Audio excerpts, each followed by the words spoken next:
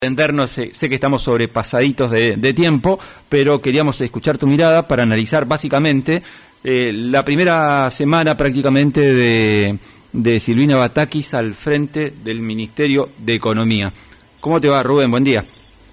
¿Qué tal? Buenos días, Roberto. Buenos días a toda la radio y toda la audiencia.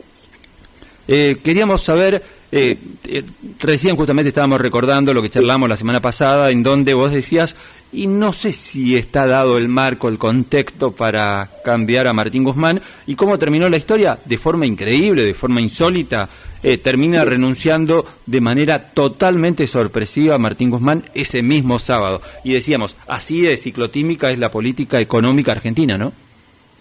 Sí, me parece que sí. La verdad que lo veo como una irresponsabilidad por parte del exministro Martín Guzmán.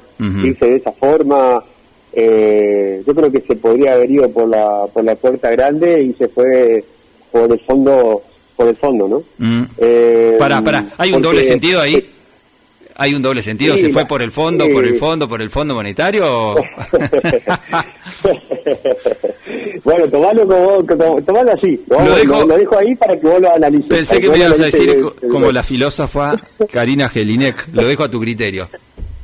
Lo dejo a tu criterio, exactamente. Lo dejo a tu criterio. Sí, me parece que la salida de Martín Guzmán tiene que ver también con la coyuntura de la política económica, ¿no?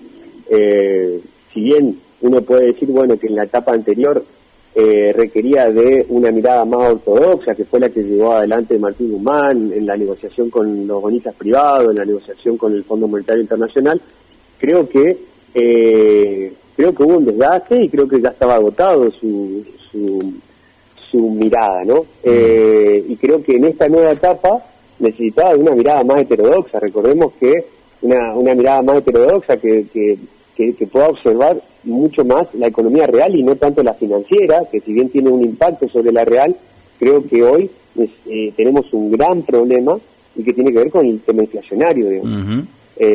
Y eso requiere justamente poner esa mirada en la economía real, en el poder adquisitivo, en el salario. Y analizás... Por eso también hay una designación de Silvina Batakis como la nueva ministra de Economía, ¿no? Porque justamente tiene una mirada mucho más heterodoxa y más de la economía real, ¿no? Claro, ¿y cómo observas las medidas que fue tomando Silvina Batakis en relación a ese concepto que la definís? ¿Van de la mano de lo que piensa habitualmente Silvina Batakis o todavía le falta desandar varios caminos?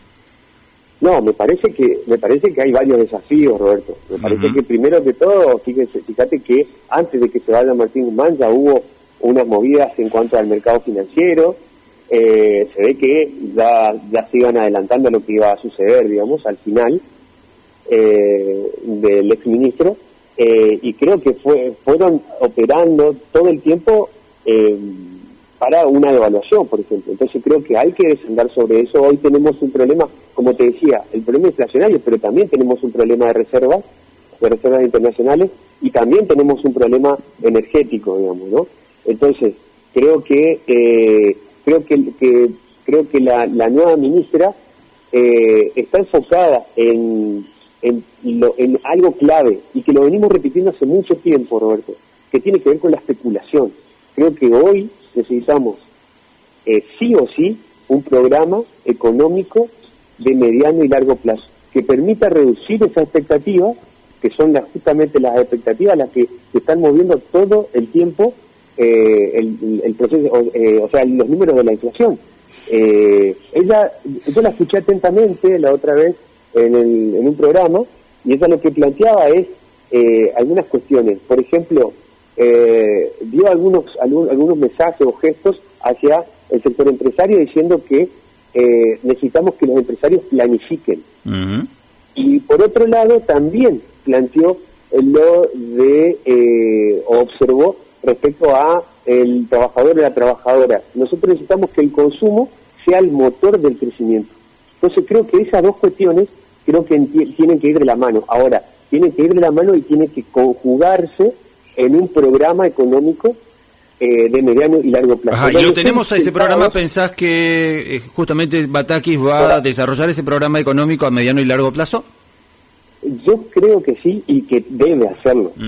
debe hacerlo. Yo creo que no podemos seguir andando, digamos, en un camino de incertidumbre y expectativa donde hay desabastecimiento por parte de varios sectores, digamos, que justamente lo que quieren es tratar de obtener mayores ganancias, y por supuesto sectores financieros que también especulan sobre el dólar blue, operan sobre el dólar blue, y los medios de comunicación lo que hacen es su trabajo, digamos, poniendo al dólar blue como el dólar de referencia, donde sabemos que el dólar blue es un dólar ilegal que está fuera de los controles del Banco Central y que lo venden las cuevas, lo venden los arbolitos. Creo que el Estado tiene que romper con eso, hasta te diría que tiene que sancionar o allanar esas cuevas. No puede ser que lo estén manejando todo el tiempo la especulación, digamos. Ajá, ¿consideras?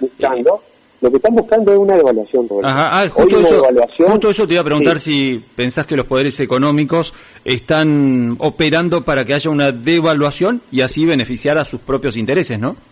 Sí, exactamente. No sé si lo pudiste escuchar a Grobo Kopatel, que es uno de los sectores o uno de los empresarios del sector externo, digamos, del sector exportador, donde planteó, nosotros tenemos que movilizar, porque es uno de los que está fogoneando la movilización del 9 de julio, tenemos que, en una marcha simbólica lo dice, pero además dice, nosotros necesitamos hoy una devaluación, una brusca devaluación, o una gran devaluación, lo plantea.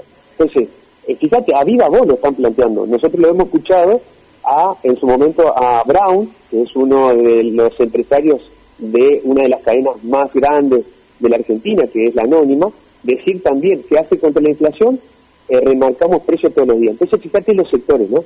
Tenemos un sector concentrado de los supermercados, tenemos un sector concentrado del agroexportador, digamos, y por otro lado, también el mercado financiero, que si uno se pone a analizar, tenés fondos comunes de inversión que ya dijeron que la nueva ministra no va a poder sostener en los dólares con la reserva que tiene. O sea, tenés tres sectores, que son sectores concentrados de poder económico, que te están operando todo el tiempo. Entonces, creo que hoy hay que ocuparse en nuestro país.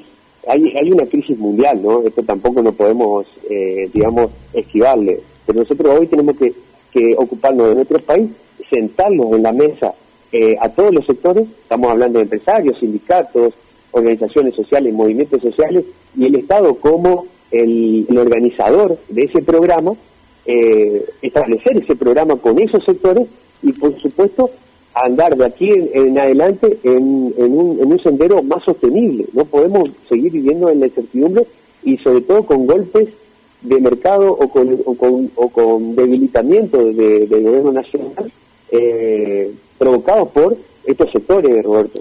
Rubén, clarísimo, contundente. Te despido con esta definición de Gustavo Grobo Kopatel, que recién lo estaba mencionando. Los países menos competitivos necesitan devaluar, está operando para que se devalúe, pero sin embargo en el 2016 Gustavo Grobo Kopatel decía, la devaluación genera más pobreza. Bueno, eso queda claro. ¿Cómo fueron cambiando, no? Cómo fueron cambiando, lo que decía en el 2016 y lo que dice ahora, ¿no? Exacto. Exactamente. Rubén, abrazo grande y la seguimos. Sé que estamos cortísimos de tiempo, ya no cortísimos, sobrepasados de tiempo, pero lo charlamos la semana que viene, ¿te parece? Así será, Roberto. Bien. Muchas gracias por la invitación y un saludo para toda la audiencia. Dale, sobre todo en este momento, Rubén, que estamos cumpliendo 34 años, ¿no?, en Radio Independencia. Así es, y feliz día. Bueno, muchísimas gracias. Abrazo grande a Rubén. Saludos. Hasta luego. Había pasado Rubén Zarrulla, nuestro economista de cabecera.